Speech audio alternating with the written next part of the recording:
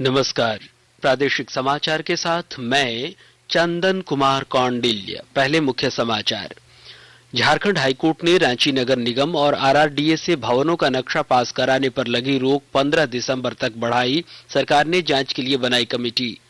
स्वास्थ्य विभाग ने कन्या भ्रूण हत्या और गिरते लिंगानुपात पर रोक लगाने वाले कानून को सख्ती से लागू कराने पर दिया जोर। मुखबिर योजना के तहत 1 लाख का मिलेगा इनाम। स्कूली शिक्षा एवं साक्षरता विभाग ने शिक्षकों की गैर शैक्षणिक कार्यों में प्रतिनियुक्ति पर लगाई रोक। विभागीय सचिव ने कहा, आवश्यक कार्यों के लिए विभाग की अनुमति जरूरी। और अतिरिक्त पुलिस महानिदेशक एडीजी अभियान 13 दिसंबर को राज्य में अपराध से जुड़े लंबित मामलों की करेंगे समीक्षा। और अब समाचार विस्तार से।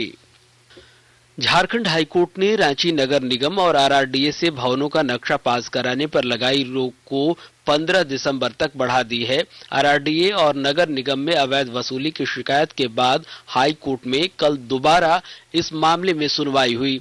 इस दौरान राज्य सरकार की ओर से शपथ पत्र दायर कर बताया कि मामले की जांच के लिए 3 सदस्यीय कमेटी गठित कर दी गई है। ये कमेटी नक्शा स्वीकृति में बरती जा रही अनियमितता और अवैध वसूली से संबंधित आरोपों की जांच करेगी।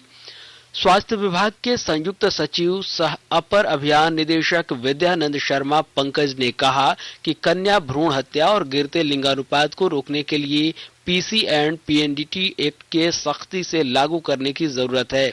इस एक्ट के किसी भी प्रावधान के उल्लंघन पर सजा का प्रावधान है। वे कल नामकुम में आयोजित 1 दिवसीय उन्मुखीकरण सह कार्यशाला में बोल रहे थे। उन्होंने कहा कि अवैध रूप से संचालित अल्ट्रासाउंड क्लिनिकों पर कार्रवाई करने की आवश्यकता है।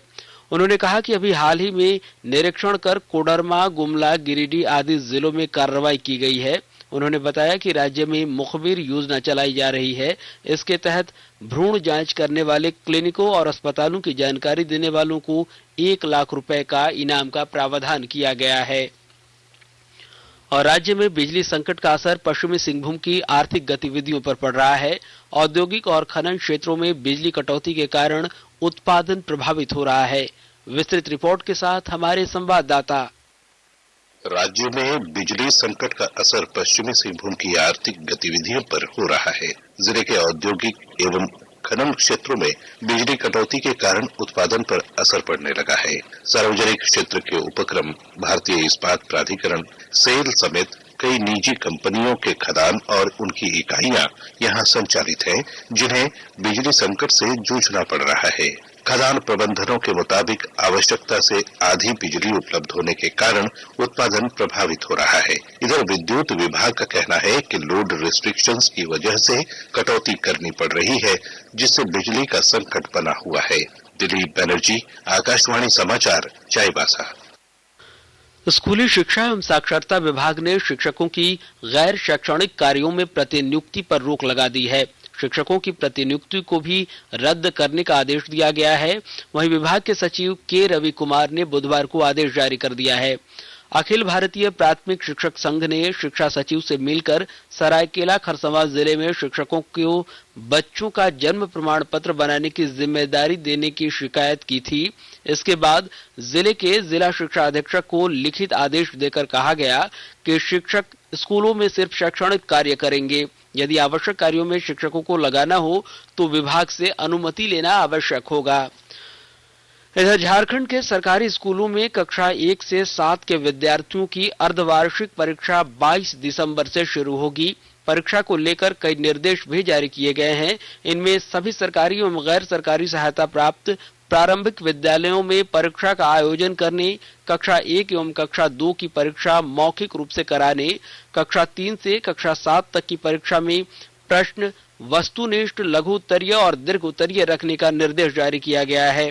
वहीं प्रथम पाली की परीक्षा 9:30 बजे से पूर्वाह्न से 11:30 बजे पूर्वाह्न तक और द्वितीय पाली की परीक्षा दोपहर 12 बजे से 2 बजे अपराह्न तक करने सहित अन्य निर्देश शामिल हैं। और आकाशवाणी के ताजा तरीन समाचारों के लिए आप हमारी वेबसाइट newsonair.com पर लॉग इन कर सकते हैं। ताजा समाचार Twitter handle @AIR News Alerts और फेसबुक, इंस्टाग्राम पेज और YouTube channel AIR news Ranchi पर भी हमारे बुलेटिन सुन सकते हैं। प्रादेशिक समाचार आप आकाशवाणी रांची से सुन रहे हैं। अतिरिक्त पुलिस महानिदेशक एडीजी अभियान संजय आनंद राव लाडकर 13 दिसंबर को राज्य में अपराध से जुड़े लंबित मामलों की समीक्षा करेंगे। इसको लेकर सभी रेंज के डीआईजी, एसएसपी और एसपी को पुलिस मुख्यालय की ओर से पत्र भेजा गया है।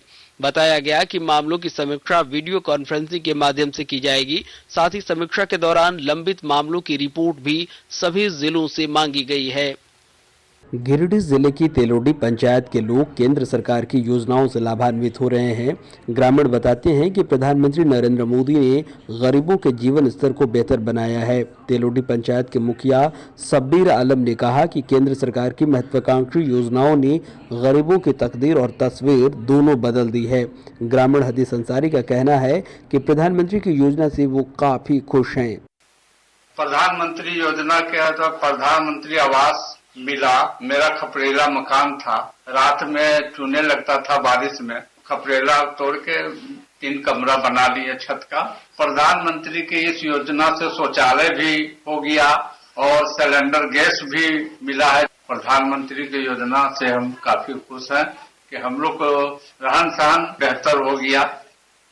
इधर दुमका में 10 दिसंबर से पलाश आजीविका उत्सव सरस मेले का आयोजन किया जाएगा। मेला दुमका के गांधी मैदान में लगेगा और 20 दिसंबर तक चलेगा। विस्तृत जानकारी दे रहे हैं हमारे संवाददाता। दुमका में 10 दिसंबर से पलाश आजीविका उत्सव सरस मेले का आयोजन किया जाएगा। मेला दुमका की गांधी मैदान में लगेगा और 20 दिसंबर तक चलेगा। इस 11 दिवसीय मेले में झारखंड के विभिन्न जिलों के अलावा अन्य राज्यों की भी महिलाओं द्वारा उत्पादित वस्तुओं की बिक्री और प्रदर्शनी के लिए स्टॉल लगाए जाएंगे। उपायुक्त रविशंकर शुक्ला ने बताया कि इस मेले में झारखंड आजीविका मिशन एवं अन्य एजेंसियों और विभागों द्वारा संचालित महिला आजीविका संबंधी योजनाओं की लाभुक महिलाओं को उत्पादित वस्तुओं की बिक्री के साथ साथ उनके उत्पादों के प्रचार प्रसार का भी मौका मिलेगा। आर.के. नीरद, आकाशवाणी समाचार, दुमका।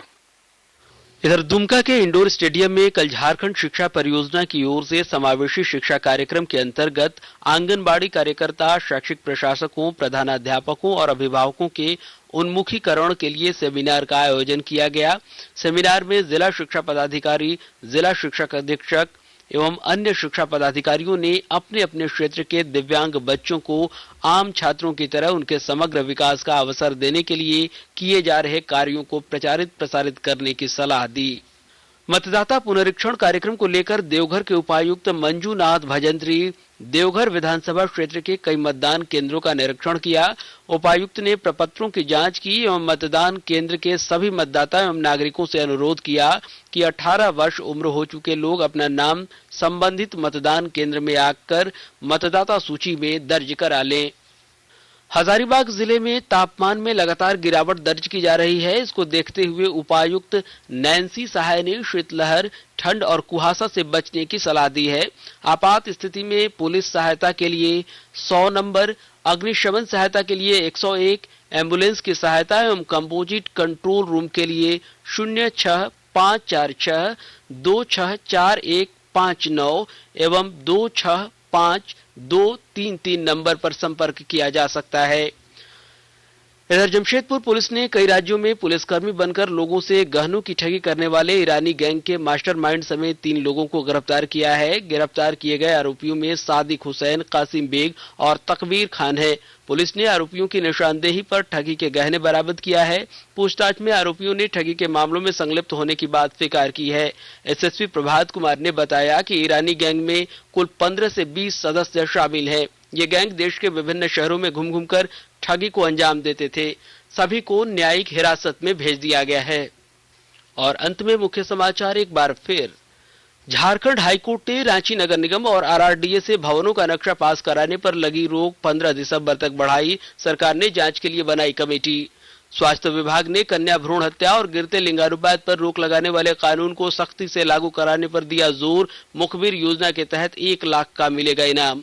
स्कूली शिक्षा एवं साक्षरता विभाग ने शिक्षकों की गैर शैक्षणिक कार्यों में प्रतिनियुक्ति पर लगाई रोक। विभागीय सचिव ने कहा, आवश्यक कार्यों के लिए विभाग की अनुमति जरूरी। और अतिरिक्त पुलिस महानिदेशक एडीजी अभियान 13 दिसंबर को राज्य में अपराध से जुड़े लंबित मामलों की करेंगे समीक्षा। इसके साथ ही आकाशवाणी रांची से प्रादेशिक समाचार का यह बुलेटिन समाप्त हुआ। नमस्कार।